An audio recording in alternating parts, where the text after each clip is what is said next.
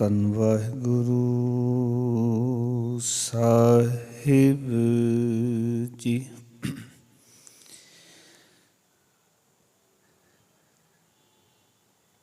ਤੇਰੇ ਕਵਣ ਕਵਣ ਗੁਣ ਕਹਿ ਕਹਿ ਗਾਵਾਂ, ਤੂੰ ਸਾਹਿਬ ਗੁਣੀ ਨਿਧਾਨਾ। ਤੁਮਰੀ ਮਹਿਮਾ ਵਰਨ ਨ ਸਕੂੰ, ਤੂੰ ਠਾਕੁਰ ਊਚ ਭਗਵਾਨਾ। ਸਤਿਨਾਮ। ਧੰਨ ਵਾਹਿਗੁਰੂ ਸਾਹਿਬ ਜੀ। ਆਸਾ ਗਜ ਸਾਢੇ ਤੈ ਤੈ ਧੋਤੀਆਂ, ਤੇਰੇ ਪਾਇਨ ਤਗ ਗਲਨੀ ਜਿਨਾ ਜਪ ਮਾਲੀਆਂ। ਲੋਟੇ ਹੱਥ ਨਿਬਗ ਓਏ ਹਰ ਕੇ ਸੰਤ ਨ ਆਖੀਐ, ਬਾਨਾਰਸ ਕੇ ਠਗ। ਐਸੇ ਸੰਤ ਨ ਮੋਕੋ ਭਾਵੈ, ਡਾਲਾ ਸਿਉ ਪੇਡਾ ਗਟਕਾਵਹਿ। ਰਹਾਉ ਬਾਸਨ ਮਾਂਜ ਚਰਾਵੈ ਊਪਰ, ਕਾਠੀ ਧੋਏ ਜਲਾਵਹਿ।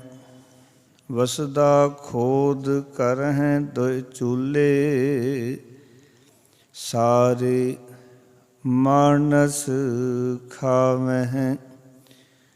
ਓਏ ਪਾਪੀ ਸਦਾ ਫਿਰਹਿ ਅਪਰਾਧੀ, ਮੁਖੋ ਅਪਰਸ ਕਹਾਵੈ। ਸਦਾ ਸਦਾ ਫਿਰਹਿ ਅਭਿਮਾਨੀ, ਸਗਲ ਕੁਟੰਬ ਡੁਬਾਵਹਿ। ਜਿਤ ਕੋ ਲਾਇਆ ਤਿਤ ਹੀ ਲਾਗਾ, ਤੈਸੇ ਕਰਮ ਕਮਾਵੈ। ਕਹੋ ਕਬੀਰ ਜਿਸ ਸਤਿਗੁਰ ਭੇਟੈ, ਪੁਨਰਪ ਜਨਮ ਨ ਆਵੈ। ਜਿਤ ਕੋ ਲਾਇਆ ਤਿਤ ਹੀ ਲਾਗਾ, ਤੈਸੇ ਕਰਮ ਕਮਾਵਹਿ। ਕਹੋ ਕਬੀਰ ਜਿਸ ਸਤਿਗੁਰ ਭੇਟੈ, ਪੁਨਰਪ ਜਨਮ ਨ ਆਵੈ। ਵਾਹਿਗੁਰੂ ਜੀ ਕਾ ਖਾਲਸਾ, ਵਾਹਿਗੁਰੂ ਜੀ ਕੀ ਫਤਿਹ। ਪਰਮ ਸਨਮਾਨਯੋਗ ਜੁਗਹੁ ਜੁਗ ਅਟਲ ਸਰਵਰੇ ਕਾਇਨਾਤ ਦੇ ਮਾਲਕ, ਭਗਤ ਵਛਲ ਕਿਰਪਾ ਨਿਧਾਨ ਜਗਤ ਗੁਰੂ ਧੰਨ ਧੰਨ ਸ੍ਰੀ ਗੁਰੂ ਗ੍ਰੰਥ ਸਾਹਿਬ ਮਹਾਰਾਜ ਜੀ ਦੀ ਪਾਵਨ ਪਵਿੱਤਰ ਪਾਕ ਹਜ਼ੂਰੀ ਵਿੱਚ ਜੁੜ ਬੈਠੇ ਸਤਸੰਗੀ ਜਨੋਂ, ਸਤਿਗੁਰਾਂ ਨੇ ਅਪਾਰ ਕਿਰਪਾ ਕੀਤੀ। ਸੰਧਿਆ ਵੇਲੇ ਦੇ ਸਜੇ ਦੀਵਾਨਾਂ ਵਿੱਚ ਸੰਗਤਾਂ ਪਾਸੋਂ ਪ੍ਰੇਮ ਸਹਿਤ ਰੱਬੀ ਬਾਣੀ ਦਾ ਕੀਰਤਨ ਸਰਵਣ ਕੀਤਾ ਹੈ। ਆਓ ਕੁਝ ਸਮੇਂ ਲਈ ਜੋ ਲੜੀਵਾਰ ਭਗਤਾਂ ਦੀ ਬਾਣੀ ਦੀ ਵਿਚਾਰ ਚੱਲ ਰਹੀ ਹੈ ਉਸ ਨਾਲ ਜੁੜਾਂਗੇ।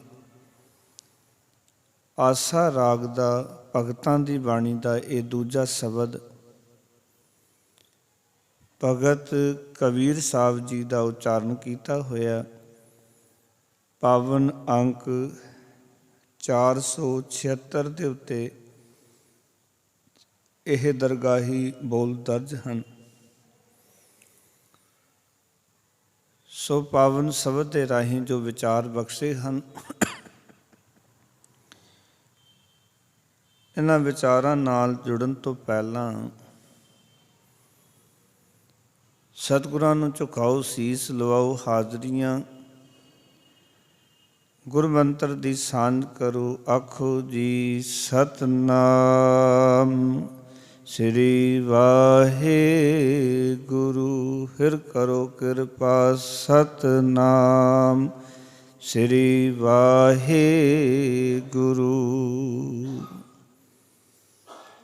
ਅੱਜ ਦੇ ਪਾਵਨ ਸ਼ਬਦ ਰਾਹੀਂ ਭਗਤ ਕਬੀਰ ਸਾਹਿਬ ਜੀ ਨੇ ਇਹ ਪਾਵਨ ਵਿਚਾਰ ਬਖਸ਼ੇ ਹਨ ਕਿ ਜਿਹੜਾ ਸੰਤ ਹੈ ਉਹ ਕਿਹੋ ਜਿਹਾ ਹੋਣਾ ਚਾਹੀਦਾ ਹੈ ਤੇ ਕਿਹੋ ਜਿਹੇ ਲੋਕ ਸੰਤ ਬਣ ਕੇ ਬੈਠੇ ਨੇ ਤੇ ਉਹ ਸੰਤ ਦੇ ਭੇਖ ਵਿੱਚ ਕਿਹੜੇ ਕਿਹੜੇ ਕਰਮ ਕਰ ਰਹੇ ਹਨ। ਤੇ ਕਬੀਰ ਸਾਹਿਬ ਕਹਿੰਦੇ ਨੇ ਜਿਹੜੇ ਸੰਤ ਦੇ ਲਿਬਾਸ ਥੱਲੇ ਲੋਕ ਲੁਕੇ ਬੈਠੇ ਹਨ ਤੇ ਉਹ ਸੰਤ ਨਹੀਂ, ਉਹ ਗੁਰਮੁਖ ਨਹੀਂ, ਤਾਂ ਉਹ ਮੈਨੂੰ ਚੰਗੇ ਨਹੀਂ ਲੱਗਦੇ, ਮੈਨੂੰ ਭਾਉਂਦੇ ਨਹੀਂ ਹਨ। ਭਗਤ ਕਬੀਰ ਸਾਹਿਬ ਤੁਹਾਨੂੰ ਕਿਹੋ ਜਿਹੇ ਸੰਤ ਚੰਗੇ ਲੱਗਦੇ ਨੇ ਤੇ ਕਿਹੋ ਜਿਹੇ ਸੰਤ ਅਖਵਾਉਣ ਵਾਲੇ ਤੁਹਾਨੂੰ ਚੰਗੇ ਨਹੀਂ ਲੱਗਦੇ, ਤੇ ਆਪਣੀ ਵਿਚਾਰ ਰੱਖੀਏ। ਕਬੀਰ ਸਾਹਿਬ ਜੀ ਨੇ ਆਖਣ ਲੱਗੇ, ਐਸੇ ਸੰਤ ਨਾ ਮੋਕੋ ਭਾਵੈ, ਡਾਲਾ ਸਿਉ ਪੇਡਾ ਗਟਕਾ ਮਹਿ ਰਹਾਉ। ਆਖਣ ਲੱਗੇ ਐਸੇ ਸੰਤ ਦਾ ਅਰਥ ਹੈ ਇਹੋ ਜਿਹੇ। ਆਖਣ ਲੱਗੇ ਇਹੋ ਜਿਹੇ ਜਿਹੜੇ ਸੰਤ ਅਖਵਾਉਣ ਵਾਲੇ ਨੇ, ਕਹਿੰਦੇ ਉਹ ਮੈਨੂੰ ਚੰਗੇ ਨਹੀਂ ਲੱਗਦੇ। ਸਵਾਲ ਖੜਾ ਹੁੰਦਾ ਵੀ ਕਿਹੋ ਜਿਹੇ ਸੰਤ। ਅਸੀਂ ਕਹਾਂਗੇ ਜਿਹਦੇ ਨਾਮ ਅੱਗੇ ਸੰਤ ਲੱਗਿਆ ਉਹ ਹਰ ਇੱਕ ਹੀ ਸੰਤ ਹੈ। ਇਸ ਕਰਕੇ ਅਸੀਂ ਵੇਖਦੇ ਹਾਂ ਜਿਸ ਦੇ ਨਾਮ ਦੇ ਅੱਗੇ ਸੰਤ ਅੱਖਰ ਜੁੜਿਆ ਹੈ ਉਹ ਗੁਰਬਾਣੀ ਵਿੱਚੋਂ ਉਹੀ ਪੰਕਤੀਆਂ ਪੜ੍ਹਦਾ ਹੈ ਜਿਹੜੀਆਂ ਪੰਕਤੀਆਂ ਉਸ ਦੀ ਉਸਤਤ ਕਰਨ। ਜਿਵੇਂ ਕਿ ਬਹੁਤਾਤ ਵਿੱਚ ਅਸੀਂ ਦੇਖਦੇ ਹਾਂ, ਸੁਣਦੇ ਹਾਂ ਕਿ ਸੰਤ ਸਰਨ ਜੋ ਜਨ ਪਰੈ, ਸੋ ਜਨ ਉਧਰਨ ਹਾਰ, ਸੰਤ ਕੀ ਨਿੰਦਾ ਨਾਨਕਾ ਬਹੁਰ ਬਹੁਰ ਅਵਤਾਰ। ਕਈ ਵਾਰੀ ਆਮ ਲੋਕ ਵੀ ਸਮਝਦੇ ਨੇ ਵੀ ਸ਼ਾਇਦ ਇਹ ਜਿਹੜੀ ਸੰਤ ਦੀ ਨਿੰਦਾ ਕੀਤੀ ਜਾ ਰਹੀ ਹੈ ਉਸਦੇ ਅੱਗੇ ਸੰਤ ਲੱਗਿਆ ਹੋਇਆ ਹੈ ਤੇ ਗੁਰੂ ਸਾਹਿਬ ਜੀ ਨੇ ਤਾਂ ਉਸ ਨਿੰਦਾ ਨੂੰ ਰੋਕਿਆ ਹੈ। ਪਰ ਕੋਈ ਸੰਤ ਹੋਵੇ ਔਰ ਗੁਰਬਾਣੀ ਨੂੰ ਜਦੋਂ ਅਸੀਂ ਪੜ੍ਹਾਂਗੇ, ਵਿਚਾਰਾਂਗੇ, ਗੁਰਬਾਣੀ ਦੇ ਵਿੱਚ ਸੰਤ ਅੱਖਰ 4 ਰੂਪਾਂ ਵਿੱਚ ਆਇਆ ਹੋਇਆ, 4 ਰੂਪਾਂ ਵਿੱਚ। ਸੰਤ ਅੱਖਰ ਗੁਰੂ ਦੇ ਲਈ ਆਇਆ। ਬਹੁਤੀਆਂ ਥਾਵਾਂ 'ਤੇ ਜਦੋਂ ਅਸੀਂ ਦੇਖਦੇ ਹਾਂ, ਗੁਰੂ ਨਾਨਕ ਪਾਤਸ਼ਾਹ ਦੀ ਸ਼ਰਨ ਵਿੱਚ ਭਾਈ ਲਹਿਣਾ ਜੀ ਆਉਂਦੇ ਨੇ, ਗੁਰੂ ਅੰਗਦ ਬਣਦੇ ਹਨ ਅਤੇ ਗੁਰੂ ਅੰਗਦ ਦੇਵ ਜੀ ਮਹਾਰਾਜ ਬਾਣੀ ਵਿੱਚ ਗੁਰੂ ਨਾਨਕ ਨੂੰ ਸੰਤ ਕਰਕੇ ਪੁਕਾਰਦੇ ਨੇ। ਗੁਰੂ ਅੰਗਦ ਦੇਵ ਜੀ ਦੀ ਸ਼ਰਨ ਦੇ ਵਿੱਚ ਗੁਰੂ ਅਮਰਦਾਸ ਮਹਾਰਾਜ ਆਉਂਦੇ ਨੇ ਅਤੇ ਗੁਰੂ ਅੰਗਦ ਦੇਵ ਜੀ ਮਹਾਰਾਜ ਨੂੰ ਸੰਤ ਕਰਕੇ ਪੁਕਾਰਦੇ ਨੇ। ਅਤੇ ਇੱਕ ਸੰਤ ਤਾਂ ਆਇਆ ਗੁਰੂ ਸਾਹਿਬ ਦੇ ਲਈ, ਫਿਰ ਇੱਕ ਸੰਤ ਆਇਆ ਪਰਮੇਸ਼ਰ ਦੇ ਲਈ। ਜਿਵੇਂ ਪੰਕਤੀ ਪੜ੍ਹਦੇ ਹੋ, ਭਾਗ ਹੋਆ ਗੁਰ ਸੰਤ ਮਿਲਾਇਆ, ਪ੍ਰਭ ਅਵਨਾਸੀ ਘਰ ਮੈਂ ਪਾਇਆ। ਭਾਗ ਜਾਗੇ, ਗੁਰੂ ਨੇ ਸੰਤ ਪਾਓ ਪਰਮਾਤਮਾ ਦੇ ਨਾਲ, ਪ੍ਰਭੂ ਦੇ ਨਾਲ ਮਿਲਾ ਦਿੱਤਾ। ਇੱਕ ਸੰਤ ਗੁਰੂ ਹਸਤੀ ਵਾਸਤੇ, ਇੱਕ ਸੰਤ ਪਰਮਾਤਮਾ ਵਾਸਤੇ, ਇੱਕ ਸੰਤ ਜਿਗਿਆਸੂ ਦੇ ਲਈ। ਗੁਰਬਾਣੀ ਦੇ ਅੰਦਰ ਜਿਗਿਆਸੂ ਵਾਸਤੇ ਵੀ ਸੰਤ ਅੱਖਰ ਆਇਆ ਔਰ ਉਸ ਜਿਗਿਆਸੂ ਦੀ ਗੱਲ ਕੀਤੀ ਹੈ ਕਿ ਜਿੰਨਾ ਸਾਸ ਗਰਾਸ ਨਾ ਵਿਸਰੈ, ਹਰ ਨਾਮਾ ਮਨ ਮੰਤ, ਧਨ ਸੇ ਸਈ ਨਾਨਕਾ ਪੂਰਨ ਸੋਈ ਸੰਤ। ਜਿਹੜਾ ਜਿਗਿਆਸੂ ਨੂੰ ਸਵਾਸ ਸਵਾਸ ਪਰਮਾਤਮਾ ਨਹੀਂ ਭੁੱਲਦਾ, ਉਹ ਪੂਰਨ ਸੰਤ ਹੈ। ਜਿਗਿਆਸੂ ਲਈ ਇੱਕ ਸੰਤ ਅੱਖਰ ਸਤ ਸੰਗਤ ਵਾਸਤੇ ਆਇਆ। ਜਿਵੇਂ ਅਸੀਂ ਪੜ੍ਹਦੇ ਹਾਂ ਕਿ ਸਾਧ ਕੈ ਸੰਗ ਨਹੀਂ ਕਛ ਕਹਾਲ, ਦਰਸ਼ਨ ਭੇਟਤ ਹੋਤ ਨਿਹਾਲ। ਉੱਥੇ ਸਤ ਸੰਗਤ ਲਈ ਅੱਖਰ ਵਰਤੇ ਗਏ, ਸਾਧ, ਸੰਤ, ਸਾਧੂ। ਪਰ ਗੁਰਬਾਣੀ ਦੇ ਅੰਦਰ ਇੱਕ ਇਹ ਰੂਪ ਵੀ ਆਇਆ, ਜਿਹੜੇ ਲੋਕ ਪਾਖੰਡ ਕਰਦੇ ਸਨ, ਇੱਕ ਪਖੰਡੀ ਭੇਖ ਧਾਰਨ ਕਰਕੇ ਸਮਾਜ ਨੂੰ ਗੁੰਮਰਾਹ ਕਰ ਰਹੇ ਸਨ, ਗੁਰੂ ਸਾਹਿਬ ਜੀ ਨੇ ਉਸ ਵਿਚਾਰਧਾਰਾ ਨੂੰ ਵੀ ਮਨੁੱਖਤਾ ਦੇ ਸਾਹਮਣੇ ਉਜਾਗਰ ਕੀਤਾ ਹੈ। ਜਿਹੜੇ ਕਿ ਸੰਤ ਦੇ ਲਿਬਾਸ ਵਿੱਚ ਸੰਤ ਲਫ਼ਜ਼ ਨੂੰ ਆਪਣੇ ਨਾਲ ਜੋੜ ਕੇ ਲੋਕਾਂ ਦੇ ਉੱਤੇ ਪ੍ਰਭਾਵ ਪਾਉਂਦੇ ਸਨ, ਪਰ ਹੈ ਸਨ ਪਾਖੰਡੀ।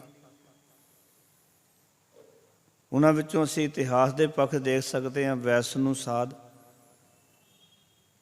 ਗੁਰੂ ਨਾਨਕ ਪਾਤਸ਼ਾਹ ਨੂੰ ਹਰਿਦੁਆਰ ਦੇ ਵਿੱਚ ਮਿਲਦਾ ਹੈ, ਪਰ ਉਹ ਸੰਤ ਕਿੱਦਾਂ ਦਾ ਹੈ,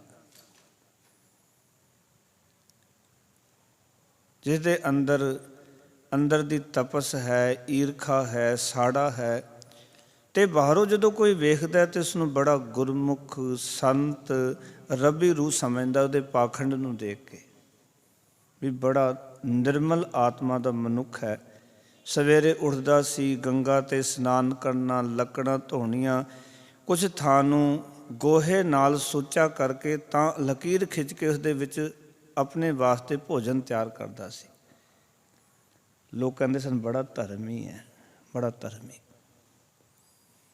ਦੇਖੋ ਕਿਤਨਾ ਉਦਮ ਕਰਦਾ, ਸਵੇਰੇ ਉੱਠਦਾ ਹੈ, ਇਸ਼ਨਾਨ ਕਰਦਾ ਹੈ, ਫਿਰ ਜੋ ਲੱਕੜਾਂ ਧੋਂਦਾ ਹੈ ਔਰ ਜਿਸ ਥਾਂ 'ਤੇ ਪ੍ਰਸਾਦਾ ਪਕਾਉਂਦਾ ਉਸ ਥਾਂ ਨੂੰ ਗੋਹੇ ਨਾਲ, ਗਊ ਦੇ ਗੋਹੇ ਨਾਲ ਸੁੱਚਾ ਕਰਕੇ ਲਕੀਰ ਖਿੱਚ ਕੇ ਤਾਂ ਪ੍ਰਸਾਦਾ ਤਿਆਰ ਕਰਦਾ। ਲੋਕਾਂ ਵਾਸਤੇ ਉਹ ਬੜਾ ਧਰਮੀ ਨਜ਼ਰ ਆਉਂਦਾ। ਪਰ ਗੁਰੂ ਨਾਨਕ ਪਾਤਸ਼ਾਹ ਜੀ ਉਸ ਧਰਮ ਦਾ ਜੋ ਉੱਪਰ ਦਾ ਭੇਖ ਹੈ ਉਹ ਉਗੋੜਨਾ ਚਾਹੁੰਦੇ ਹਨ, ਲੋਕਾਂ ਨੂੰ ਦੱਸਣਾ ਚਾਹੁੰਦੇ ਹਨ। ਜਿਹਨੂੰ ਤੁਸੀਂ ਵੈਸ਼ਨੂੰ ਸੰਤ ਸਾਧ ਕਹਿੰਦੇ ਹੋ, ਇਹ ਸੰਤ ਦੇ ਰੂਪ ਦੇ ਵਿੱਚ ਭੇਖੀ ਹੈ, ਤੁਹਾਨੂੰ ਭੁਲੇਖਾ ਹੈ ਵੀ ਇਹ ਸੰਤ ਹੈ। ਭੁਲੇਖੇ 'ਚ ਜੀ ਰਹੇ ਹੋ ਤੁਸੀਂ ਸਾਰੇ। ਇਸ ਕਰਕੇ ਗੁਰੂ ਨਾਨਕ ਪਾਤਸ਼ਾਹ ਜੀ ਨੇ ਭਾਈ ਮਰਦਾਨੇ ਨੂੰ ਭੇਜਿਆ, ਇਹ ਸਾਹਮਣੇ ਵੈਸ਼ਨੂੰ ਸਾਧ ਬੈਠਾ, ਜਾ ਕੇ ਮੰਗ ਕਰ ਕਿ ਸਾਨੂੰ ਵੀ ਅੱਗ ਚਾਹੀਦੀ ਹੈ, ਅਸੀਂ ਵੀ ਪ੍ਰਸਾਦਾ ਤਿਆਰ ਕਰ ਲਈਏ। ਹੈਰਾਨੀ ਦੀ ਗੱਲ ਕਿ ਭਾਈ ਮਰਦਾਨੇ ਦੇ ਲਿਬਾਸ ਨੂੰ ਦੇਖ ਕੇ ਐਡਾ ਤਪ ਜਾਂਦਾ ਹੈ। ਜਦੋਂ ਭਾਈ ਮਰਦਾਨਾ ਜੀ ਅੱਗ ਦੀ ਮੰਗ ਕਰਦੇ ਨੇ ਤਾਂ ਇਹ ਬਲਦੀ ਹੋਈ ਲੱਕੜ ਲੈ ਕੇ ਭਾਈ ਮਰਦਾਨੇ ਨੂੰ ਮਾਰਨ ਵਾਸਤੇ ਦੌੜ ਪੈਂਦਾ ਹੈ। ਭਾਈ ਮਰਦਾਨਾ ਗੁਰੂ ਨਾਨਕ ਪਾਤਸ਼ਾਹ ਦੇ ਪਿੱਛੇ ਆ ਕੇ ਲੁਕ ਜਾਂਦਾ ਹੈ। ਗੁਰੂ ਨਾਨਕ ਪਾਤਸ਼ਾਹ ਮਖੌਲ ਵਿੱਚ ਕਹਿੰਦੇ ਹੈ, ਮੁਸਕਰਾ ਕੇ ਆਖਦੇ ਨੇ, ਵੈਸ਼ਨੋ ਸਾਧ ਜੀ ਤੁਸੀਂ ਕਿਉਂ ਖੇਚਲ ਕੀਤੀ ਹੈ? ਅਸੀਂ ਤੇ ਬੰਦਾ ਭੇਜਿਆ ਸੀ ਅੱਗ ਲੈਣ ਵਾਸਤੇ, ਤੁਸੀਂ ਆਪ ਹੀ ਅੱਗ ਲੈ ਕੇ ਆ ਗਏ ਹੋ। ਹੋਰ ਤਪ ਗਿਆ ਵੀ ਮੈਂ ਤੇ ਮਾਰਨ ਵਾਸਤੇ ਆਇਆ, ਅੱਗ ਲੈ ਕੇ ਥੋੜ੍ਹੀ ਆਇਆ। ਪਰ ਇਹ ਸਮਝਦੇ ਨੇ ਸ਼ਾਇਦ ਅੱਗ ਲੈ ਕੇ ਆਏ ਨੇ। ਵੈਸ਼ਨੋ ਸਾਧ ਜੀ ਐਡਾ ਤਪਿਆ ਹੋਇਆ ਗੁਰੂ ਨਾਨਕ ਪਾਤਸ਼ਾਹ ਨੇ ਫਿਰ ਉੱਥੇ ਸ਼ਬਦ ਉਚਾਰਨ ਕੀਤਾ, ਕੁਦਿਆ ਕਸਾਇਨ ਪਰ ਨਿੰਦਾ ਕੱਢ ਚੂੜੀ, ਮੁੱਠੀ ਕ੍ਰੋਧ ਚੰਡਾਲ ਕਾਰੀ ਕੱਢੀ, ਕਿਆ ਥੀਆ ਜਾਂ ਚਾਰੇ ਬੈਠੀਆਂ ਨਾਲ। ਤੇਰੇ ਜੀਵਨ ਵਿੱਚ ਜਿਸ ਭਾਈ ਮਰਦਾਨੇ ਦੀ ਛੋਹ ਤੋਂ ਤੂੰ ਕਹਿੰਦਾ ਕਿ ਮੇਰਾ ਜਿਹੜਾ ਚੁੱਲ੍ਹਾ ਸੀ ਉਹ ਪ੍ਰਸ਼ਟ ਗਿਆ, ਇਹਦਾ ਪਰਛਾਵਾਂ ਪੈ ਗਿਆ। ਮੈਂ ਤਾਂ ਬੜੀ ਮਿਹਨਤ ਕੀਤੀ ਸੀ। ਪਿਆਰ ਵੱਲੋਂ ਸੱਚ ਜਾਣਨਾ, ਉੱਥੇ ਵੈਸ਼ਨੋ ਸਾਧ ਨੂੰ ਇਹ ਦਰਸਾ ਦਿੰਦੇ ਹਨ ਕਿ ਜੇ ਤੇਰੇ ਜੀਵਨ ਵਿੱਚ ਕੁਦਿਆ ਕਸਾਇਨ, ਜੀਵਾਂ ਦੇ ਉੱਤੇ ਦਇਆ ਨਹੀਂ, ਦਇਆ ਦੀ ਥਾਂ 'ਤੇ ਕੁਦਿਆ ਬਹੁਤ ਦਇਆ ਦਾ ਹੈ ਹੀ ਨਹੀਂ ਤੇਰੇ ਅੰਦਰ, ਇਹ ਕਸਾਇਨ ਤੇਰੇ ਅੰਦਰ ਬੈਠੀ ਹੋਈ ਹੈ। ਪਰ ਨਿੰਦਾ, ਦੂਜੇ ਦੀ ਨਿੰਦਾ ਕਰਨੀ, ਭਾਈ ਮਰਦਾਨੇ ਵਰਗੇ ਦੀ, ਇਹ ਚੂੜੀ ਤੇਰੇ ਅੰਦਰ ਬੈਠੀ ਹੋਈ ਹੈ। ਮੁੱਠੀ ਕ੍ਰੋਧ ਚੰਡਾਲ, ਇਹ ਜਿਹੜਾ ਕ੍ਰੋਧ ਹੈ ਇਹ ਚੰਡਾਲਨ ਬੈਠੀ ਹੋਈ ਹੈ। ਇਹ ਗੱਲ ਦੱਸ, ਕਾਰੀ ਕੱਢੀ ਕਿਆ ਥੀ ਹੈ ਜਾਂ ਚਾਰੇ ਬੈਠੀਆਂ ਨਾਲ। ਕਾਰਾਂ ਕੱਢ ਕੇ ਕੀ ਹੋਇਆ ਜੇ ਇਹ ਚੀਜ਼ਾਂ ਤੇਰੇ ਨਾਲ ਬੈਠੀਆਂ ਹੋਈਆਂ ਜਿਨ੍ਹਾਂ ਤੋਂ ਤੂੰ ਨਫ਼ਰਤ ਕਰ ਰਿਹਾ। ਸਰੀਰਾਂ ਤੋਂ ਨਫ਼ਰਤ ਕਰਦਾ, ਪਰ ਤੇਰੇ ਅੰਦਰ ਬੈਠੀ ਹੋਈ ਬਿਰਤੀ ਇਸ ਦੇ ਨਾਲ ਕਦੀ ਨਫ਼ਰਤ ਨਹੀਂ ਕੀਤੀ। ਇਹੀ ਸਾਡਾ ਹਾਲ ਵੀ ਹੁੰਦਾ ਹੈ। ਇਹ ਸਾਡੀ ਮਾਨਸਿਕਤਾ ਦੇ ਵਿੱਚ ਆ ਜਾਂਦਾ ਹੈ। ਗੁਰੂ ਨਾਨਕ ਪਾਤਸ਼ਾਹ ਨੇ ਉਸਨੂੰ ਫਿਰ ਜੀਵਨ ਦਾ ਸਹੀ ਸੰਦੇਸ਼ ਦਿੱਤਾ। ਆਖਣ ਲੱਗੇ ਇਹ ਕਰਮ ਕਾਂਡ ਜਿਹੜਾ ਹੈ ਨਾ ਕਰਨ ਵਾਲਾ, ਇਹ ਰੱਬੀ ਦਰਗਾਹ 'ਚ ਪ੍ਰਵਾਨ ਨਹੀਂ ਹੁੰਦਾ, ਉੱਥੇ ਨਹੀਂ ਪ੍ਰਵਾਨ। ਜਿਹੜੀ ਗੱਲ ਭਗਤ ਕਬੀਰ ਸਾਹਿਬ ਜੀ ਕਹਿੰਦੇ, ਐਸੇ ਸੰਤ ਨਾ ਮੋਕੋ ਭਾਵੈ। ਗੁਰੂ ਨਾਨਕ ਨੇ ਵੀ ਆਖਿਆ ਵੀ ਐਸੇ ਸੰਤ ਰੱਬ ਨੂੰ ਨਹੀਂ ਚੰਗੇ ਲੱਗਦੇ ਜਿੱਦਾਂ ਦਾ ਤੂੰ ਬਣਿਆ। ਫਿਰ ਅਸੀਂ ਇਤਿਹਾਸ 'ਚ ਦੇਖਦੇ ਹਾਂ, ਗੁਰੂ ਅੰਗਦ ਦੇਵ ਜੀ ਮਹਾਰਾਜ ਵੇਲੇ ਤਪਾ ਹੈ ਖੰਡੂਰ ਸਾਹਿਬ ਦੇ ਵਿੱਚ। ਗੁਰੂ ਮਹਾਰਾਜ ਜੀ ਦੇ ਨਾਲ ਪੂਰਨ ਨਫ਼ਰਤ ਰੱਖਦਾ ਹੈ, ਬੜਾ ਸੜਿਆ ਰਹਿੰਦਾ ਹੈ, ਤਪਿਆ ਰਹਿੰਦਾ ਹੈ। ਇੱਥੇ ਤੱਕ ਕਿ ਨਗਰ ਦੇ ਅੰਦਰ ਬਰਸਾਤ ਨਾ ਪਈ, ਨਗਰ ਦੇ ਲੋਕ ਇਕੱਠੇ ਹੋ ਕੇ ਇਸ ਦੇ ਕੋਲ ਗਏ, ਤਪੇ ਕੋਲ। ਆਪਣੇ ਆਪ ਨੂੰ ਸੰਤ ਅਖਵਾਉਂਦਾ, ਤਪਾ ਅਖਵਾਉਂਦਾ, ਤਪਸਵੀ ਅਖਵਾਉਂਦਾ। ਇਹ ਆਖਣ ਲੱਗਾ ਇਸ ਕਰਕੇ ਨਹੀਂ ਬਰਸਾਤ ਪੈ ਰਹੀ ਕਿਉਂਕਿ ਗੁਰੂ ਅੰਗਦ ਦੇਵ ਜੀ ਮਹਾਰਾਜ ਨਗਰ ਵਿੱਚ ਨੇ। ਤੁਸੀਂ ਨਗਰ ਤੋਂ ਬਾਹਰ ਕਰ ਦਿਓ, ਉਸ ਵੇਲੇ ਬਰਸਾਤ ਸ਼ੁਰੂ ਹੋ ਜਾਣੀ ਹੈ। ਨਗਰ ਦੇ ਲੋਕਾਂ ਨੇ ਆ ਕੇ ਗੁਰੂ ਅੰਗਦ ਦੇਵ ਜੀ ਮਹਾਰਾਜ ਨੂੰ ਬੇਨਤੀ ਕੀਤੀ ਵੀ ਜੇ ਤੁਹਾਡੇ ਨਗਰ ਤੋਂ ਬਾਹਰ ਜਾਇਆ ਬਰਸਾਤ ਹੋ ਜਾਣੀ ਹੈ, ਸੁੱਕਾ ਪਿਆ ਹੋਇਆ, ਫਸਲਾਂ ਮਰ ਚੁੱਕੀਆਂ। ਗੁਰੂ ਸਾਹਿਬ ਕਹਿੰਦੇ ਮੈਂ ਹੁਣੇ ਚਲੇ ਜਾਂਦਾ। ਨਗਰ ਛੱਡ ਜਾਂਦੇ, ਬਰਸਾਤ ਫਿਰ ਵੀ ਨਹੀਂ ਹੁੰਦੀ, ਕਈ ਦਿਨ ਨਹੀਂ ਹੁੰਦੀ। ਤੇ ਅਚਨਚੇਤ ਬਾਬਾ ਅਮਰਦਾਸ ਜੀ ਨੇ ਕਹਿ ਦਿੱਤਾ ਨਗਰ ਦੇ ਲੋਕਾਂ ਨੂੰ, ਕਹਿੰਦੇ ਬਰਸਾਤ ਜੇ ਹੋਣੀ ਹੁੰਦੀ ਤਾਂ ਵੀ ਨਹੀਂ ਹੋਣੀ। ਕਿਉਂ? ਕਿਉਂਕਿ ਤੁਸੀਂ ਸੱਚੇ ਗੁਰੂ ਨੂੰ ਨਗਰ 'ਚੋਂ ਕੱਢ ਦਿੱਤਾ ਹੈ। ਤੇ ਉਹ ਨਗਰ ਦੇ ਲੋਕ ਕਹਿਣ ਲੱਗੇ ਉਪਾਅ ਦੱਸੋ। ਕਹਿੰਦੇ ਜਿਹੜਾ ਵੀ ਬੰਦਾ ਇਸ ਨੂੰ ਆਪਣੇ ਖੇਤਾਂ ਵਿੱਚ ਲਿਜਾ ਕੇ ਜੁੱਤੀਆਂ ਮਾਰੇਗਾ ਨਾ, ਉਹਦੇ ਖੇਤ 'ਚ ਬਰਸਾਤ ਹੋਵੇਗੀ। ਰੱਬ ਦੀ ਕਰਨੀ ਐਸੀ ਕਿ ਵੈਸ਼ਨੋ ਸਾਧ ਨੂੰ ਉਸ ਤਪੇ ਨੂੰ ਲੈ ਕੇ ਖੇਤਾਂ ਚਲੇ ਗਏ, ਲੋਕਾਂ ਨੇ ਉਸਨੂੰ ਕੁੱਟਿਆ, ਬਰਸਾਤ ਹੋਣ ਲੱਗ ਪਈ, ਬੜੀ ਬਰਸਾਤ ਹੋਈ।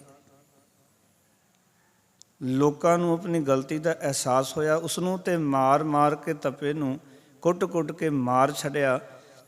ਤੇ ਫਿਰ ਗੁਰੂ ਅੰਗਦ ਦੇਵ ਜੀ ਨੂੰ ਮਨਾਉਣ ਵਾਸਤੇ ਗਏ ਵੀ ਸੱਚੇ ਪਾਤਸ਼ਾਹ ਸਾਡੇ ਕੋਲੋਂ ਗਲਤੀ ਹੋ ਗਈ ਸੀ, ਪਾਖੰਡੀ ਦੇ ਪਿੱਛੇ ਲੱਗੇ ਸੀ, ਤੁਸੀਂ ਸੱਚੇ ਗੁਰੂ ਨੂੰ ਨਗਰ 'ਚੋਂ ਕੱਢ ਦਿੱਤਾ। ਇਸ ਤਰ੍ਹਾਂ ਦੀ ਘਟਨਾ ਗੁਰੂ ਅਮਰਦਾਸ ਮਹਾਰਾਜ ਦੇ ਵੇਲੇ ਦੀ, ਉੱਥੇ ਵੀ ਤਪਾ ਰਹਿੰਦਾ ਹੈ। ਉਹ ਗੁਰੂ ਸਾਹਿਬ ਦੇ ਲੰਗਰਾਂ ਨੂੰ ਨਿੰਦਾ ਹੈ ਵੀ ਇਹ ਤੇ ਉੱਚੀ ਨੀਵੀਂ ਜਾਤ ਦੇ ਬੰਦਿਆਂ ਨੂੰ ਇੱਕ ਥਾਂ 'ਤੇ ਲੰਗਰ ਛਕਾਉਂਦੇ ਨੇ। ਪੰਗਤ ਵਿੱਚ ਵੀ ਸਾਰੇ ਸਾਂਝੇ ਬਹਿੰਦੇ ਨੇ, ਸੰਗਤ ਵਿੱਚ ਵੀ ਸਾਂਝੇ ਬਹਿੰਦੇ ਹਨ। ਇਹਨਾਂ ਨੇ ਸਾਡੇ ਸ਼ਾਸਤਰਾਂ ਨੂੰ ਜਿਹੜਾ ਹੈ ਉਹ ਬਿਲਕੁਲ ਹੀ ਪੂਰਨ ਤੌਰ ਤੋਂ ਰੱਦ ਕਰ ਦਿੱਤਾ ਹੈ।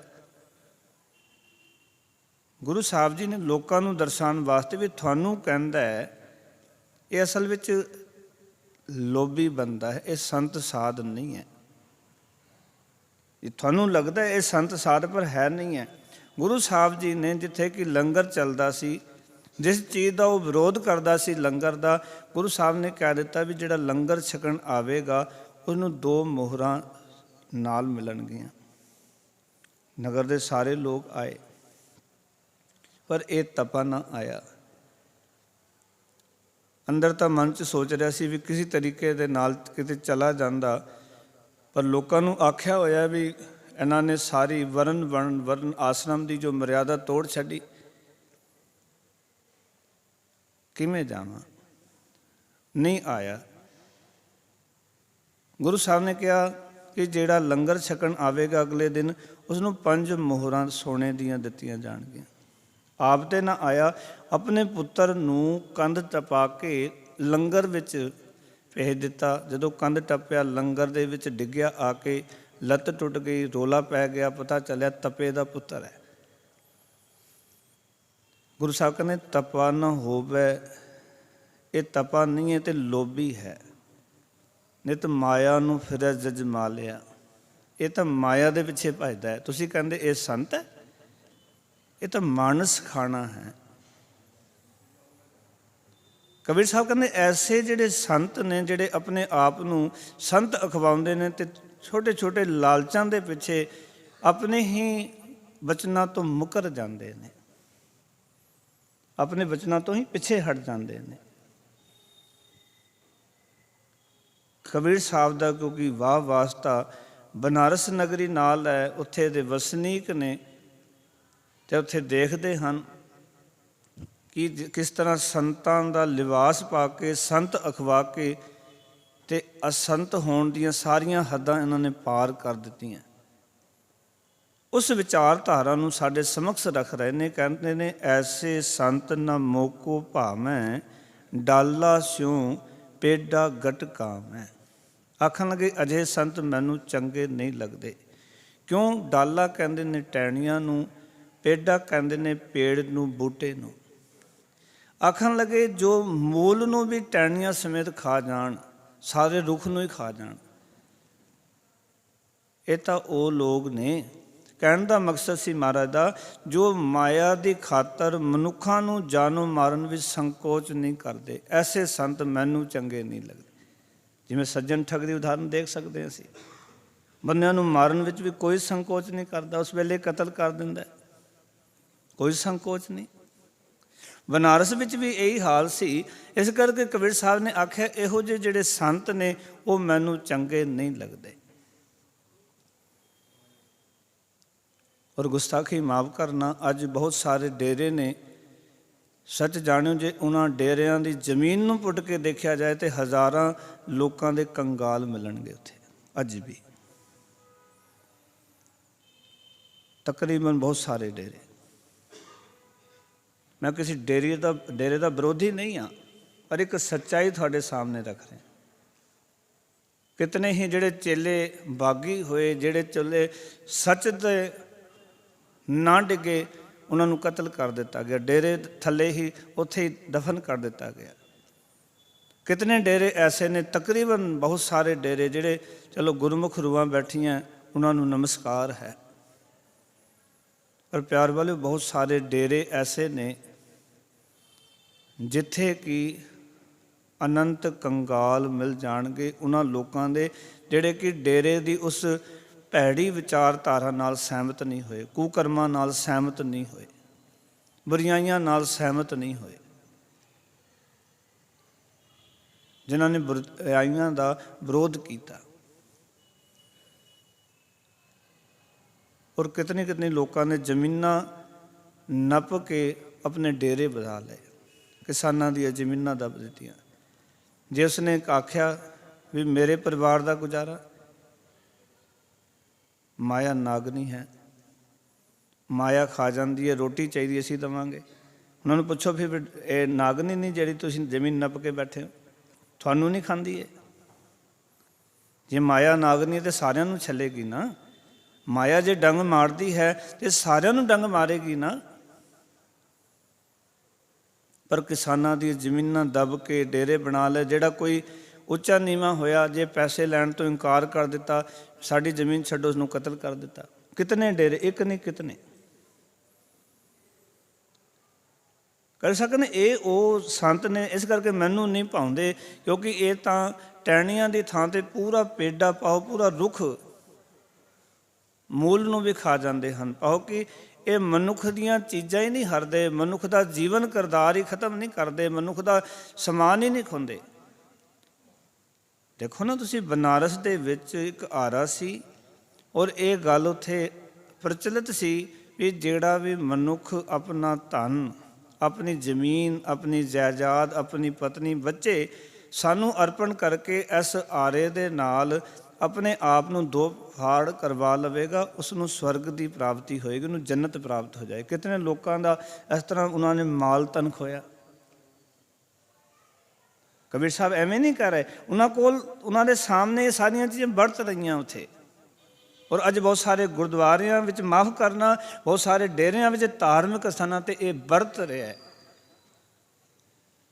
ਜਦੋਂ ਧਾਰਮਿਕ ਸਥਾਨਾਂ 'ਤੇ ਛੋਟੀ ਛੋਟੀ ਬੱਚਿਆਂ ਦੇ ਬਲਾਤਕਾਰ ਹੁੰਦੇ ਨੇ, ਲੋਕਾਂ ਦੇ ਕਤਲ ਹੁੰਦੇ ਨੇ, ਤਾਂ ਸਮਝ ਲੈਣਾ ਚਾਹੀਦਾ ਹੈ ਕਿ ਇਹ ਜੋ ਦਸਾ ਕਬੀਰ ਸਾਹਿਬ ਦੱਸ ਰਹੇ ਨੇ, ਇਹ ਉਸ ਸਥਾਨਾਂ 'ਤੇ ਵਰਤ ਰਹੀਆਂ ਚੀਜ਼ਾਂ ਹਨ।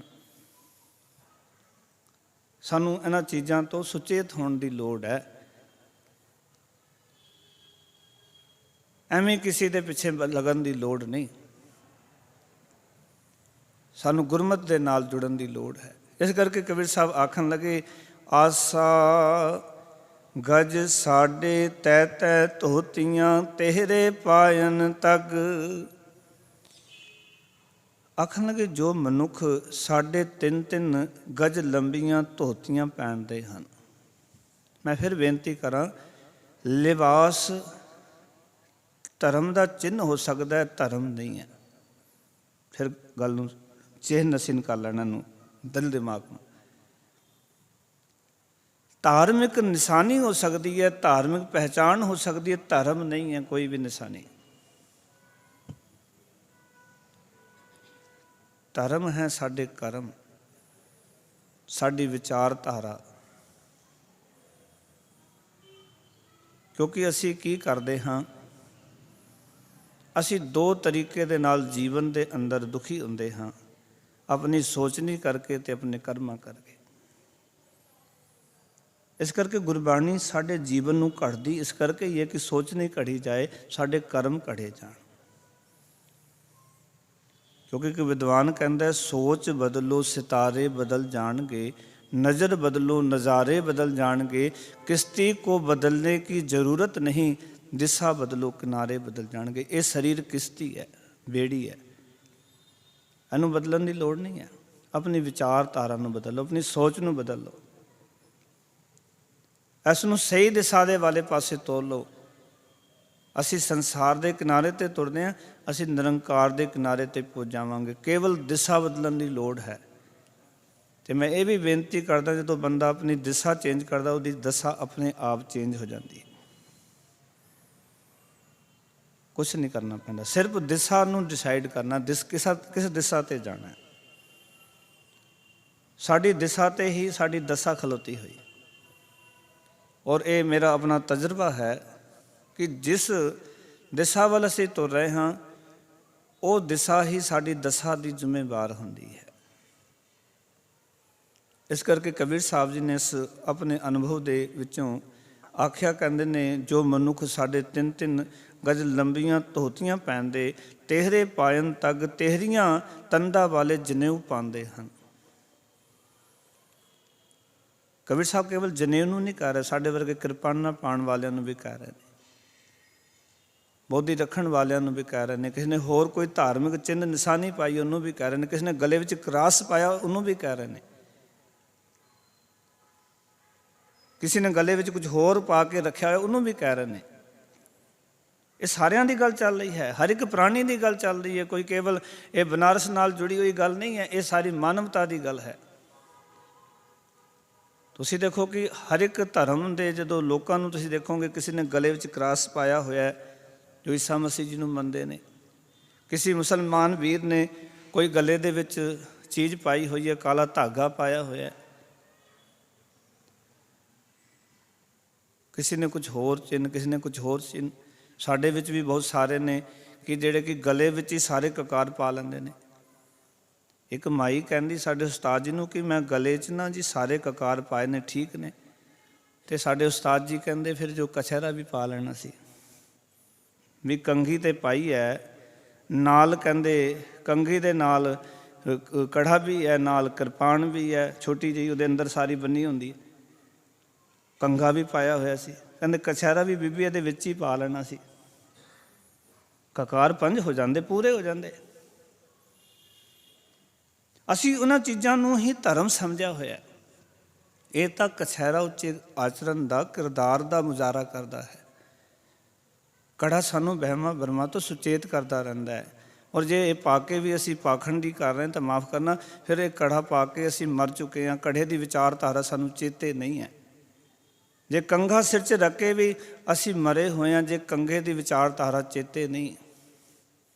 ਕੰਘਾ ਜਿੱਥੇ ਸਫਾਈ ਦਾ ਪ੍ਰਤੀਕ ਹੈ, ਉੱਥੇ ਆਲਸ ਨੂੰ ਦੂਰ ਕਰਨ ਦਾ ਵੀ ਇੱਕ ਪ੍ਰਤੀਕ ਹੈ। ਇਹ ਕਕਾਰ ਐਵੇਂ ਨਹੀਂ ਹਨ। ਜਿੱਥੇ ਜੋ ਕਕਾਰ ਪਾਉਣ ਦਾ ਹੈ, ਉੱਥੇ ਹੀ ਉਹ ਕਕਾਰ ਪੈਣਾ ਚਾਹੀਦਾ। ਔਰ ਇਹਨਾਂ ਚੀਜ਼ਾਂ ਨੂੰ ਕੇਵਲ ਆਪਾਂ ਸਮਝ ਲਈਏ ਵੀ ਇਤਨਾ ਕੁਛ ਕਰਨ ਦੇ ਨਾਲ ਅਸੀਂ ਧਰਮੀ ਹੋ ਜਾਂਦੇ ਹਾਂ। ਅਤੇ ਕਬੀਰ ਸਾਹਿਬ ਬੜੇ ਸਪਸ਼ਟ ਲਫ਼ਜ਼ਾਂ ਵਿੱਚ ਕਹਿ ਰਹੇ ਨੇ ਕਿ ਜਿਨ੍ਹਾਂ ਨੇ ਲੰਬੀ ਲੰਬੀਆਂ ਧੋਤੀਆਂ ਪਾਈਆਂ, ਧਾਰਮਿਕ ਲਿਬਾਸ ਪਾਇਆ ਹੋਇਆ, ਗਲੇ ਵਿੱਚ ਤੀਰੇ ਤੰਦਾਂ ਵਾਲੇ ਕਹਿੰਦੇ ਨੇ ਜਨੇਊ ਪਾਏ ਹੋਏ, ਆਖਣ ਲੱਗੇ ਕਹਿੰਦੇ ਗਲਨੀ ਜਿਨ੍ਹਾਂ ਜਪ ਮਾਲਨੀਆਂ, ਲੋਟੇ ਹੱਥ ਨਿਵਗ। ਅਤੇ ਜਿਨ੍ਹਾਂ ਨੇ ਗਲੇ ਵਿੱਚ ਜਪ ਮਾਲੀਆਂ ਦਾ ਅਰਥ ਹੁੰਦਾ ਮਾਲਾ ਪਾਈ ਹੋਈ ਹੈ, ਅਤੇ ਹੱਥ ਵਿੱਚ ਗੜਵੀ ਫੜੀ ਹੋਈ, ਲੋਟਾ ਫੜਿਆ ਹੋਇਆ। ਅੱਜ ਕਿਤਨੇ ਲੋਕ ਅਸੀਂ ਦੇਖਦੇ ਹਾਂ ਕਿ ਉਹ ਗੁਰਦੁਆਰੇ ਮੱਥਾ ਟੇਕਣ ਆਉਣਗੇ, ਆਪਣੀ ਗੜਵੀ ਨਾਲ ਚੁੱਕ ਕੇ ਆਉਂਦੇ। ਭਾਈ ਗੁਰਦੁਆਰੇ 'ਤੇ ਟੂਟੀਆਂ ਲੱਗੀਆਂ, ਪੈਰ ਧੋਣ ਵਾਸਤੇ ਵੀ ਲੱਗੇ, ਹੱਥ ਧੋਣ ਵਾਸਤੇ ਵੀ ਲੱਗੇ, ਗੜਵੀ ਦਾ ਕਿਆ ਕੰਮ ਹੈ ਇੱਥੇ ਗੁਰਦੁਆਰੇ? ਫਿਰ ਪਤਾ ਕਿਵੇਂ ਲੱਗੇਗਾ ਵੀ ਇਹਨਾਂ ਵਿੱਚੋਂ ਸੰਤ ਕਿਹੜਾ ਹੈ? ਇੱਕ ਪਾਖੰਡ, ਮੋਢੇ 'ਤੇ ਤੋਲੀਆ, ਨਾਲ ਗੜਵੀ ਫੜ ਲੈਣੀ, 2-4 ਗੜਵੇ ਸਿੰਘ ਰੱਖ ਲੈਣੇ, ਗੜਵੀ ਫੜਨ ਵਾਲੇ, ਪਤਾ ਲੱਗੇ ਬਹੁਤ ਵੱਡਾ ਸੰਤ ਹੈ। ਔਰ ਅਸੀਂ ਫਿਰ ਕਹਿੰਦੇ ਹਾਂ ਵੀ ਇਹ ਸਾਡੇ ਪਰਿਵਾਰ ਦਾ ਸੰਤ ਹੈ, ਇਹ ਸਾਡੀ ਪਰੰਪਰਾ ਦਾ ਸੰਤ ਹੈ। ਫਿਰ ਸਾਨੂੰ ਕਰਮ ਕਾਂਡਾਂ ਵਿੱਚ ਪਾਉਂਦਾ ਹੈ।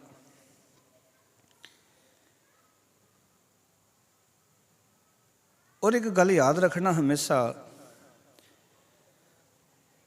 ਕਿ ਕਈ ਵਾਰੀ ਕੀ ਹੁੰਦਾ ਨਾ, ਅਸੀਂ ਇਸ ਤਰ੍ਹਾਂ ਦੇ ਪਾਖੰਡੀ ਲੋਕਾਂ ਕੋਲੋਂ ਜਦੋਂ ਕੁਛ ਕਰਾਉਂਦੇ ਹਾਂ ਨਾ, ਵੀ ਸੰਤ ਜੀ ਤੁਸੀਂ ਕੁਛ ਪੈਸੇ ਪਾ ਜਾਓ, ਕੋਈ ਨਾਰੀਅਲ ਕੁੰਭ ਪਾ ਦਿਓ, ਕੁਛ ਚੀਜ਼ ਸਾਡੀ ਬੱਚੀ ਦੀ ਝੋਲੀ ਪਾ ਦਿਓ, ਇਹਦੀ ਝੋਲੀ ਭਰ ਜਾਏ। ਅਤੇ ਜੇ ਉਸਦੇ ਘਰ 'ਚ ਬੱਚਾ ਹੋ ਜਾਏ ਤਾਂ ਅਸੀਂ ਕਹਿੰਦੇ ਵੀ ਸੰਤ ਜੀ ਦੀ ਕਿਰਪਾ ਹੋਈ। ਔਰ ਜਿਹਦੇ ਨਾ ਹੋਵੇ, ਗੁਸਤਾਖੀ ਮਾਫ਼ ਕਰਨਾ। ਇੱਕ ਸੰਤ ਨੂੰ ਮੈਂ 4 ਸਾਲ ਦੇਖਦਾ ਰਿਹਾ, ਉਹ ਹਰ ਸਾਲ ਆਉਂਦਾ ਸੀ, ਝੋਲੀ ਵਿੱਚ ਕੁਝ ਪਾ ਕੇ ਜਾਂਦਾ ਸੀ, ਕਹਿੰਦਾ ਇਸ ਸਾਲ ਪੱਕਾ ਤੇਰੇ ਨਿਆਣਾ ਹੋ ਜਾਣਾ। 4 ਸਾਲ ਤੱਕ ਮੈਂ ਵੇਖਦਾ ਰਿਹਾ, ਹੁਣ ਤੱਕ ਨਹੀਂ ਹੋਇਆ। ਮੈਂ 8 ਸਾਲ ਤੋਂ ਦੇਖ ਰਿਹਾ, 8 ਸਾਲ ਤੋਂ। ਅਰਥ ਬੜਾ ਸਪਸ਼ਟ ਹੈ ਕਿ ਉਸਦੀ ਇਸ ਕਰਮ ਕਾਂਡ ਦੇ ਨਾਲ ਨਹੀਂ ਕੁਛ ਹੋਣਾ। ਇਹ ਤਾਂ ਵਾਹਿਗੁਰੂ ਜੀ ਦੀ ਦਾਤ ਹੈ, ਇਹ ਭੁਲੇਖੇ 'ਚ ਨਹੀਂ ਪੈਣਾ। ਵੈਸੇ ਵੀ ਜੇ 100 ਬੰਦਿਆਂ ਦੀ ਝੋਲੀ ਵਿੱਚ ਮੈਂ ਵੀ ਪਾਵਾਂ ਨਾ, ਅਤੇ 70 ਦੇ ਬੱਚੇ ਹੋ ਜਾਣੇ, ਫਿਰ ਮੈਂ ਵੀ ਸੰਤ ਹੋ ਗਿਆ। ਫਿਰ ਤਾਂ ਕੋਈ ਸ਼ੱਕ ਨਹੀਂ ਨਾ। ਤੁਸੀਂ ਵੀ ਪਾਓ, ਤੁਸੀਂ ਵੀ ਸਾਰੇ ਸੰਤ ਹੋ, ਤੁਸੀਂ ਵੀ ਪਾਓ। ਤੁਹਾਡੇ ਵਿੱਚੋਂ ਕੋਈ ਵੀ ਬੰਦਾ XYZ, ਅਤੇ 100 ਦੇ ਵਿੱਚੋਂ 70 ਦੇ ਤਾਂ ਬੱਚੇ ਹੋਣਗੇ ਹੀ ਨਾ, ਅਤੇ 70 ਦੇ ਬੱਚੇ ਫਿਰ ਸੰਤ ਜੀ ਨੇ। 70 ਦਾ ਇਤਨਾ ਪ੍ਰਚਾਰ ਹੋ ਜਾਣਾ, ਉਹਦੀ ਵਾਹ ਵਾਹ ਹੋ ਜਾਣੀ, ਬੱਲੇ ਬੱਲੇ ਹੋ ਜਾਣੀ ਹੈ। 30 ਵਿਚਾਰੇ ਚੁੱਪ ਕਰਕੇ ਬਹਿ ਜਾਣਗੇ।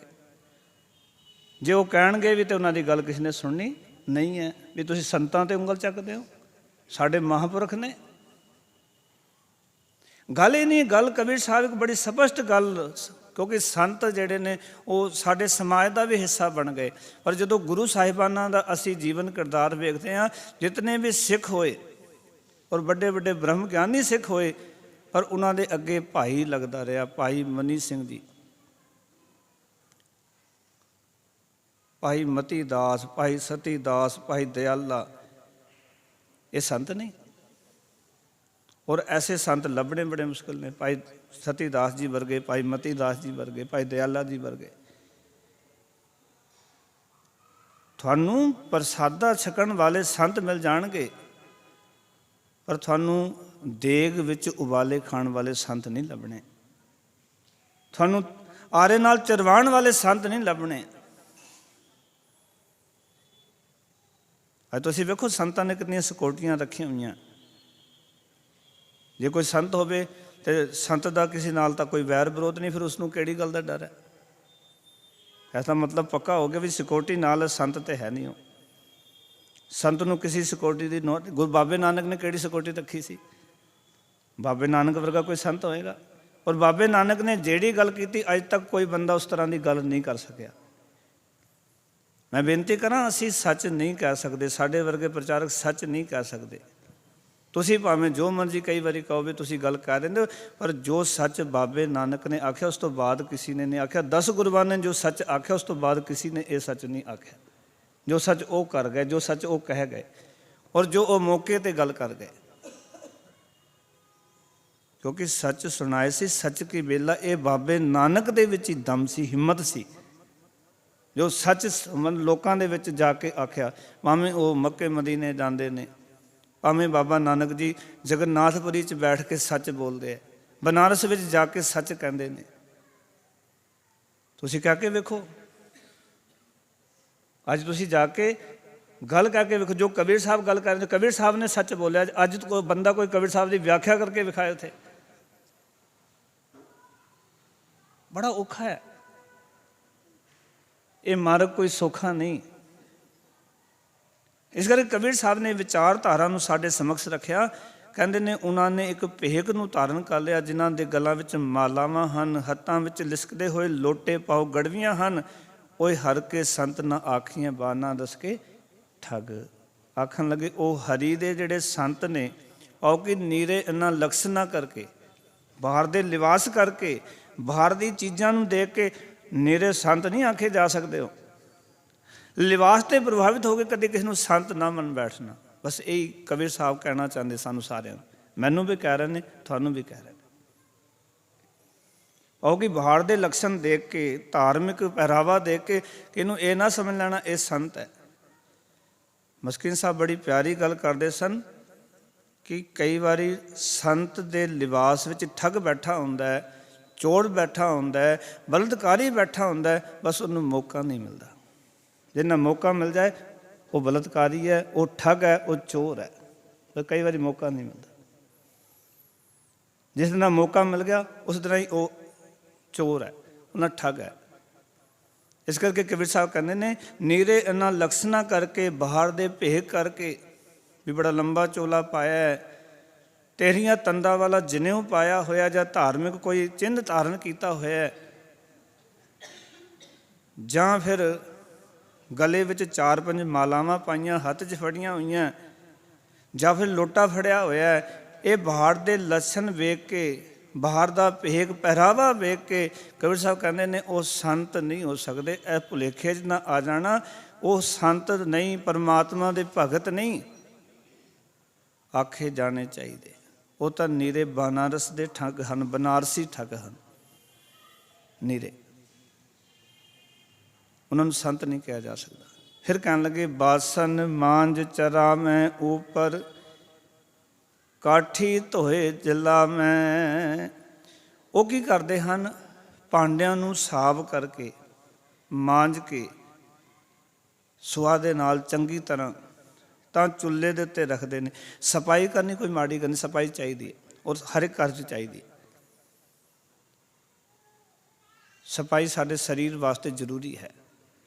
साफ सुथरी रसोई होनी चाहिए, साफ सुथरे भांडे होने चाहिए, रसोई च रोज़ सफाई होनी चाहिए। पर केवल कर्म कांड करना, कबीर साहब कहते हैं वो की करते हैं, वो लोग भांडे मांझ के चुल्हियां दे उत्ते रखते हैं ते काठी दो चला, काठी कहते लकड़ां नूं, काठ नूं, काठ पाओ लकड़, लकड़ां नूं भी धो के बालते हैं गंगा जल दे विच। भी कि लकड़ां जिहड़ियां ने वो जंगल चों आईयां ने, कई कीड़े चढ़े होणगे, ਕਈ ਪੰਛੀ ਇਹਨਾਂ ਦੇ ਨੇੜੇ ਲੰਘੇ ਹੋਣਗੇ ਅਤੇ ਇਸ ਕਰਕੇ ਉਹਨਾਂ ਨੂੰ ਧੋ ਕੇ ਅੱਗ 'ਚ ਬਾਲਦੇ ਸਨ, ਐਡੀ ਸੁਚਿੱਤਤਾ ਰੱਖਦੇ ਸਨ। ਕਹਿੰਦੇ ਫਿਰ ਕੀ ਹੋਇਆ? ਕਹਿੰਦੇ ਕਾਠੀ ਧੋਏ ਚਲਾਵੇਂ ਵਸਦਾ ਖੋਦ ਕਰੈਂ ਦੋਏ ਚੁੱਲ੍ਹੇ, ਧਰਤੀ ਨੂੰ ਪੁੱਟ ਕੇ 2 ਚੁੱਲ੍ਹੇ ਬਣਾ ਲੈਂਦੇ ਸਨ। ਪਾਓ ਕਿ ਸੁਚਮਤਾ ਇਹੋ ਜਿਹੀ। 2 ਚੁੱਲ੍ਹਿਆਂ ਦਾ ਅਰਥ ਸੀ ਵੀ ਕੁਛ ਬਣਾਉਣਾ ਅਤੇ ਅਲੱਗ-ਅਲੱਗ ਚੁੱਲ੍ਹੇ 'ਤੇ ਆਪਸ ਵਿੱਚ, ਜੇ ਇੱਕ ਚੁੱਲ੍ਹੇ 'ਤੇ ਸਬਜ਼ੀ ਬਣੀ ਹੈ ਤਾਂ ਦੂਜੇ 'ਤੇ ਰੋਟੀ ਬਣਾਉਣੀ। ਅੱਜ ਗੈਸ ਦੇ 2 ਚੁੱਲ੍ਹੇ ਹੁੰਦੇ ਨਾ, ਅਸੀਂ ਇੱਕ ਪਾਸੇ ਸਬਜ਼ੀ ਰੱਖਦੇ, ਦੂਜੇ ਪਾਸੇ ਰੋਟੀ ਬਣਾ ਲੈਂਦੇ। ਪਰ ਉਹ ਇੱਕ ਕਰਮ ਕਾਂਡ ਕਰਦੇ ਸਨ ਵੀ ਇਹ ਥਾਂ ਇੱਕ ਸਬਜ਼ੀ ਬਣ ਗਈ, ਭ੍ਰਸ਼ਟ ਹੋ ਗਈ ਹੈ, ਦੂਜੀ ਥਾਂ 'ਤੇ ਬਣੇਗੀ ਅਤੇ ਉਹ ਸੁੱਚੀ ਹੈ। ਇਹ ਵਿਚਾਰਧਾਰਾ ਸੀ। ਕਹਿੰਦੇ ਨੇ 2 ਚੁੱਲ੍ਹੇ ਪੁੱਟ ਕੇ ਉਹ ਸਬਜ਼ੀ ਬਣਾਉਂਦੇ ਨੇ ਅਤੇ ਸਾਰੇ ਮਾਨਸ ਖਾਵੇਂ। ਸੁਚਮਤਾ ਤਾਂ ਇਹੋ ਜਿਹੀ ਕਹਿੰਦੇ, ਪਰ ਕਰਤੂਤ ਇਹ ਕਿ ਸਮੁੱਚੇ ਮਨੁੱਖ ਖਾ ਜਾਂਦੇ ਹਨ, ਸਮੁੱਚੇ ਮਨੁੱਖ ਹੀ ਖਾ ਜਾਂਦੇ ਹਨ। ਆਓ ਕਿ ਮਨੁੱਖਾਂ ਨੂੰ ਮਾਰਨ ਦੇ ਵਿੱਚ ਕੋਈ ਸੰਕੋਚ ਨਹੀਂ ਕਰਦੇ, ਉਹਨਾਂ ਨੂੰ ਠੱਗਣ 'ਚ ਕੋਈ ਸੰਕੋਚ ਨਹੀਂ ਕਰਦੇ, ਉਹਨਾਂ ਦੀ ਗਰੀਬੀ ਨਹੀਂ ਦੇਖਦੇ। ਅੱਜ ਦੇਖੋ ਨਾ, ਸਮਾਜ ਦੇ ਵਿੱਚ ਕਈ ਵਾਰੀ ਅਸੀਂ ਦੇਖਦੇ ਹਾਂ ਕਿ ਕਈ ਮਨੁੱਖ ਮਜਬੂਰ ਹੁੰਦੇ ਨੇ ਅਤੇ ਕਈ ਵਾਰੀ ਉਹ ਸਮਾਜ ਦੇ ਵਿੱਚ ਰਹਿੰਦੇ ਹੋਏ ਸਮਾਜਿਕ ਕਿਰਿਆ ਕਰਨ ਵਾਸਤੇ ਉਹ ਕਰਨ ਦੇ ਸਮਰੱਥ ਨਹੀਂ ਹੁੰਦੇ, ਪਰ ਸਮਾਜ ਉਹਨਾਂ ਨੂੰ ਜੀਣ ਨਹੀਂ ਦਿੰਦਾ, ਉਹ ਵੀ ਕਰਦੇ। ਪਰ ਅਸੀਂ ਉਹਨਾਂ ਦੇ ਨਾਲ ਕੰਪਰੋਮਾਈਜ਼ ਨਹੀਂ ਕਰਦੇ ਵੀ ਚੱਲ ਠੀਕ ਹੈ, ਤੂੰ ਗਰੀਬ ਹੈ, ਤੇਰੀ ਸੇਵਾ ਅਸੀਂ ਫਰੀ ਕਰ ਦਿੰਦੇ। ਉਹਨਾਂ ਨੂੰ ਵੀ ਠੱਗ ਲੈਣਾ। ਜਦੋਂ ਦਾਸ ਨੇ ਨਾ ਇਸ ਪਾਸੇ ਸ਼ੁਰੂਆਤ ਕੀਤੀ 2003 ਦੇ ਵਿੱਚ, ਕਾਲਜ ਤੋਂ ਪੜ੍ਹਨ ਤੋਂ ਬਾਅਦ, ਜਦੋਂ ਪਹਿਲੀ ਸਟੇਜ ਸੀ ਸਰਨ ਦੀ ਧਰਤੀ, ਫਤਿਹਗੜ੍ਹ ਸਾਹਿਬ ਦੀ ਧਰਤੀ, ਉੱਥੋਂ ਦਾਸ ਨੇ ਕਥਾ ਦੀ ਆਰੰਭਤਾ ਕੀਤੀ ਸੀ। ਉੱਥੇ ਇੱਕ ਬੜਾ ਗਰੀਬ ਗੁਰਸਿੱਖ, ਬਹੁਤ ਜ਼ਿਆਦਾ ਗਰੀਬੀ ਸੀ।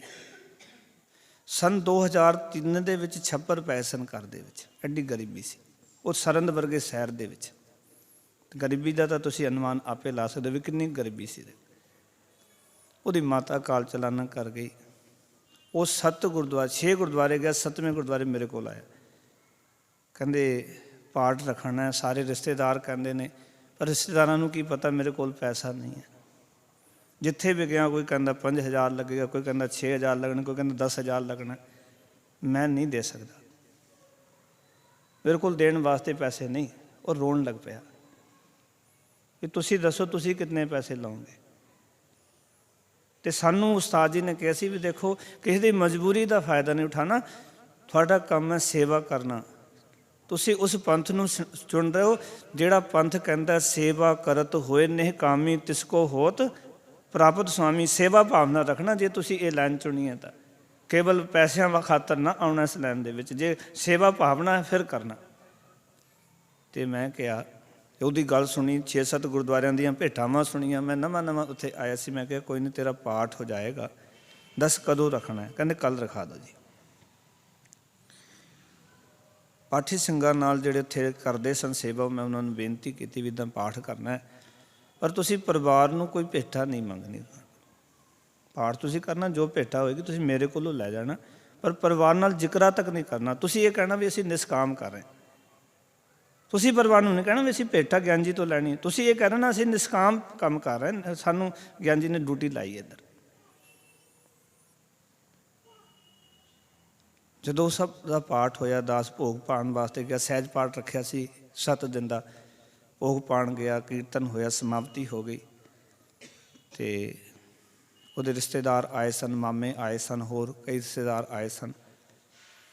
ਅਤੇ ਉਹਨਾਂ ਨੇ ਜਿਹੜੇ ਪਾਠੀ ਸਿੰਘ ਗਏ ਸਨ, ਉਹਨਾਂ ਨੂੰ 1100 ਰੁਪਏ ਅਤੇ ਨਾਲ ਬਿਸਤਰਾ ਅਤੇ ਹੋਰ ਸਮਾਨ, ਕੱਪੜੇ ਆਦਿ ਦੇ ਦਿੱਤੇ। ਉਹ ਲੈ ਕੇ ਚਲੇ ਗਏ ਅਤੇ ਮੈਨੂੰ ਕਹਿੰਦੇ ਹੋਰ ਕੋਈ ਸੇਵਾ? ਕਿਉਂਕਿ ਇਹ ਪਾਠ ਨਿਸ਼ਕਾਮ ਹੀ ਕੀਤਾ, ਸੇਵਾ ਕੋਈ ਨਹੀਂ। ਤੁਸੀਂ ਇਹ ਸੇਵਾ ਵੀ ਕਿਉਂ ਕੀਤੀ ਹੈ ਜਦ ਹੈ ਨਹੀਂ ਸਨ? ਕਹਿੰਦਾ ਕਿ ਮੈਂ ਨਹੀਂ ਦਿੱਤੇ ਜੀ, ਸਾਡੇ ਮਾਮਾ ਜੀ ਨੇ ਦੇ ਦਿੱਤੇ। ਬਾਅਦ ਦੇ ਵਿੱਚ ਸਾਰਾ ਪ੍ਰੋਗਰਾਮ ਹੋਇਆ, ਮੈਂ ਪਾਠੀ ਸਿੰਘਾਂ ਨੂੰ ਫੋਨ ਕੀਤਾ ਵੀ ਕੋਈ ਕਿਤਨੀ ਕੁ ਭੇਟਾ ਸਾਡੀ ਬਣਦੀ ਹੈ? ਕਹਿੰਦੇ ਜੀ ਨਹੀਂ, ਸਾਡਾ ਪਰਿਵਾਰ ਦੀ ਹਾਲਤ ਬੜੀ ਤਰਸਯੋਗ ਹੈ।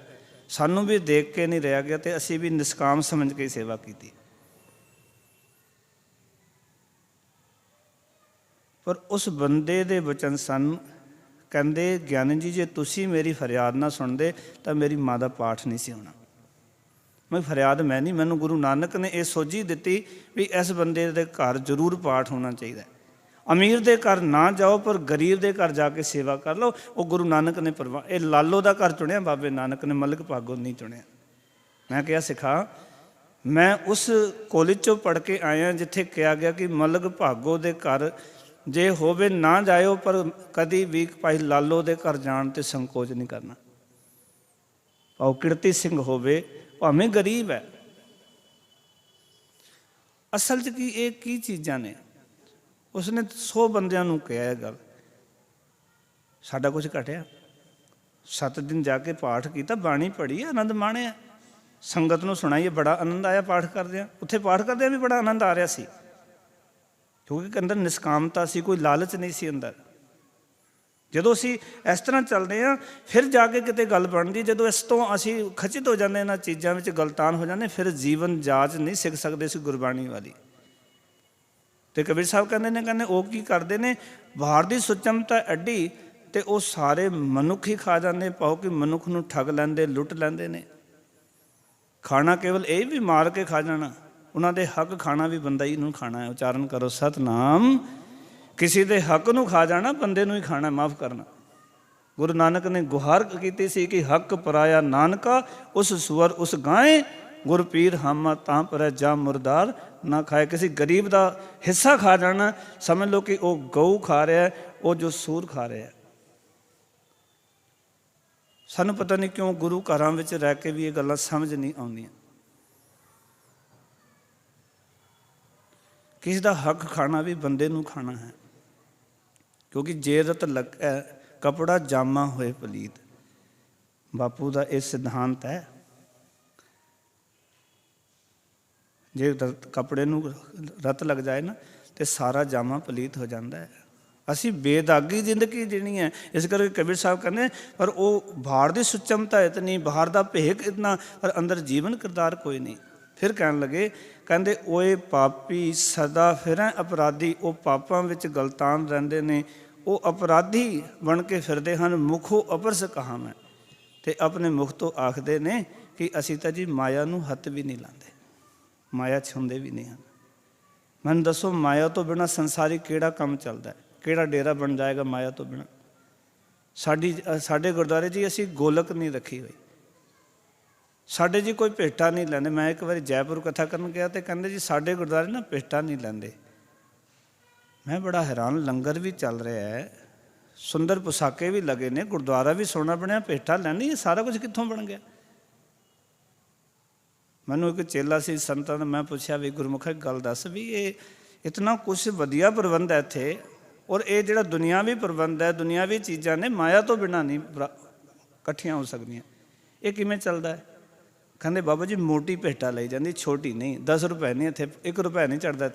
ਇੱਥੇ ਜੋ 10,000 20,000 ਕਹਿੰਦੇ ਵੱਡੀ ਫਰਮਾਂ ਨੂੰ ਫੜਿਆ ਜਾਂਦਾ ਵੀ ਇਤਨੇ 1 ਲੱਖ ਰੁਪਏ ਭੇਜ ਦਿਓ, 1 ਟਰੱਕ ਚੀਨੀ ਭੇਜ ਦਿਓ, ਇਤਨਾ ਆਟਾ ਭੇਜ ਦਿਓ, ਛੋਟੇ ਮੋਟੇ ਬੰਦਿਆਂ ਨੂੰ ਨਹੀਂ।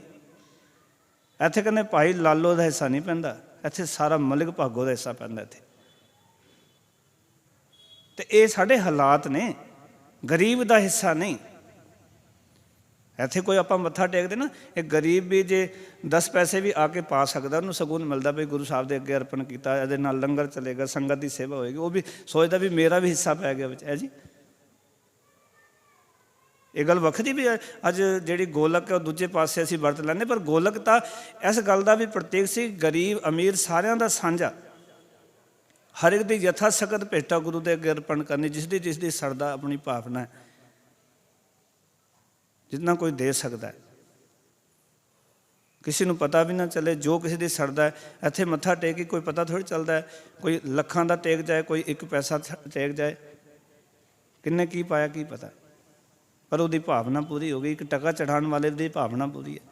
ਤੁਸੀਂ ਵੇਖੋ ਨਾ, ਜਦੋਂ ਹਰਗੋਬਿੰਦ ਪਾਤਸ਼ਾਹ ਗਵਾਲੀਅਰ ਦੇ ਕਿਲੇ ਤੋਂ ਆ ਰਹੇ ਸਨ, ਆਗਰੇ ਦੀ ਘਟਨਾ, ਇੱਕ ਘਾਈ ਸਿੱਖ ਪੰਡ ਲੈ ਕੇ ਆਏ ਸੀ, ਘਾਹ ਦੀ 1 ਟਕਾ ਸੀ, ਘਰ ਦੇ ਵਿੱਚ ਗਰੀਬੀ ਬੜੀ ਸੀ, ਤੇ ਉਹ ਘਾਹ ਦੀ ਪੰਡ ਤੇ ਉਹ ਟਕਾ ਨਾ ਉਸ ਵੇਲੇ ਜਾਗੀਰ ਬਾਦਸ਼ਾਹ ਦੇ ਅੱਗੇ ਰੱਖ ਦਿੱਤਾ ਤੇ ਕਹਿਣ ਲੱਗਾ, ਮੁਕਤੀ ਦੇ ਦਾਤੇ ਮੈਨੂੰ ਮੁਕਤੀ ਦੇ ਦੇ,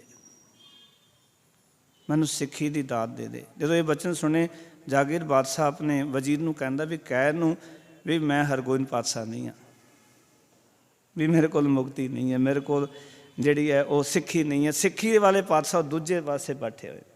ਤੁਸੀਂ ਹੈਰਾਨ ਹੋਵੋਗੇ, ਬਾਦਸ਼ਾਹ ਦੇ ਅੱਗੋਂ ਉਹ ਪੰਡ ਚੱਕ ਲਈ, ਉਹ ਟਕਾ ਚੱਕ ਲਿਆ। ਉਹ ਕਹਿਣ ਲੱਗਾ, ਵਜ਼ੀਰ ਕਹਿੰਦੇ ਤੂੰ ਜਾਗੀਰ ਬਾਦਸ਼ਾਹ ਬੜਾ ਵੱਡਾ ਅਪਮਾਨ ਹੈ, ਤੂੰ ਇਹ ਪੰਡ ਛੱਡ ਦੇ, ਇਹ ਟਕਾ ਛੱਡ ਦੇ, ਤੈਨੂੰ 100 ਪਿੰਡ ਦੀ ਜਾਗੀਰ ਦਿਵਾ ਦਿਆਂਗਾ।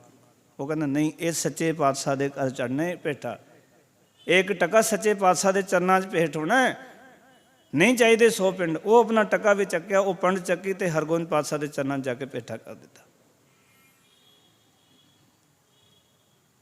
ਆਖਣ ਲੱਗੇ ਕਬੀਰ ਸਾਹਿਬ, ਕਹਿੰਦੇ ਮੁਖੋਂ ਅਪਰਸ ਕਾਮ ਹੈ, ਆਪਣੇ ਮੂੰਹੋਂ ਅਖਵਾਨੇ ਕਿ ਅਸੀਂ ਮਾਇਆ ਦੇ ਨੇੜੇ ਨਹੀਂ ਜਾਂਦੇ, ਮਾਇਆ ਤੋਂ ਅਪਰਸ ਹਾਂ ਜੀ, ਮਾਇਆ ਤਾਂ ਬਿਲਕੁਲ ਛੱਡੀ ਹੋਈ ਹੈ।